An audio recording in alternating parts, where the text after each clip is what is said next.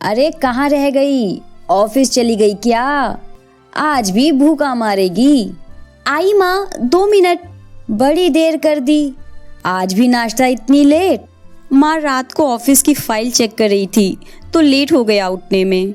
हाँ तभी तो कहती हूँ ऑफिस छोड़ घर पर रहना शुरू कर दो। माँ जी मुझे काम करना अच्छा लगता है। मुझे भी लोगों की जरूरत होती है घर पे, इतने काम होते हैं। अरे माँ, घर पे इतने नौकर तो हैं और प्रिया भी थोड़ा काम तो देख ही लेती है। और आपकी अभी इतनी भी उम्र नहीं हुई है, अभी तो आप जवान हो। हाँ, ऐसे ही तारीफ करके तू अपनी बीवी को बचाए जा। छोड़ो ना माँ, लेट हो रहा है। प्रिया जल्दी करो, लेट्स गो यार, बहुत लेट हो गए हैं ऑलरेडी। कमिंग, बाय माँ। प्रिया और रमन शादी से पहले एक ही ऑफिस में काम करते थे। उनकी पहली मुलाकात ऑफिस के कैफेटेरिया में हुई थी। हाय, क्या मैं इधर बैठ सकता हूँ? हाँ, क्यों नहीं। ऑफिस मेरा तो नहीं है और ना ही कैफेटेरिया मेरा है, सो आप अपनी मर्जी से कहीं भी बैठ सकते हैं। हाँ सही कहा, पर मैं तो तुम्हारे साथ बैठने की इजाजत मांग रहा था कि इतनी क्यूट लड़की के साथ एक लंच तो बनता है।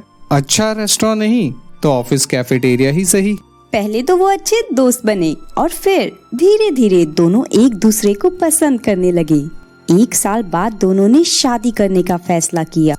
रमन की माँ को प्रिया पसंद तो थी, पर उसका ऑफिस जाना उसे पसंद न था। उनके हिसाब से बहुओं को बस घर का काम संभालना चाहिए और मर्दों को ऑफिस का। माँ, मेरा ट्रांसफर हो गया है। कुछ महीनों के लिए मुझे दूसरे स्टेट में जाके काम करना पड़ेगा। मैं बीच बीच में घर आ जाऊंगा। ठीक है बेटा, तू मन लगा के काम करियो। रमन तुम अपना ध्यान रखना, मेरी और माँ की बिल्कुल परवाह मत करना, मैं सब संभाल लूंगी। रमन दूसरे शहर चला जाता है और कुछ दिन बीत जाते हैं। अचानक एक दिन रमन घर वापस आ जाता है। रमन को देखकर उसकी माँ और प्रिया हैरान हो जाते हैं और पूछते हैं क्या हुआ।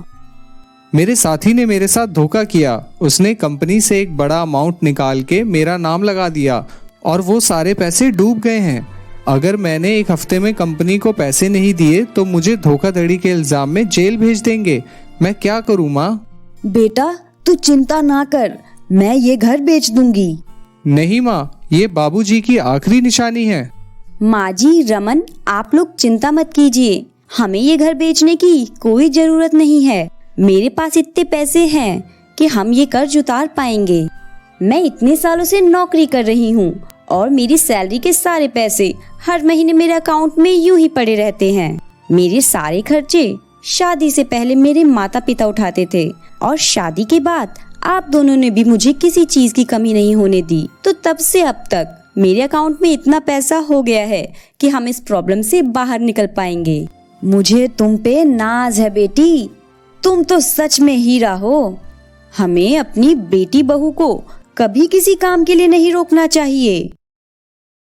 हमारे चैनल की और चटपटी कहानियाँ देखने के लिए इस लिंक पर क्लिक करें। तो दोस्तों, कैसी लगी ये कहानी?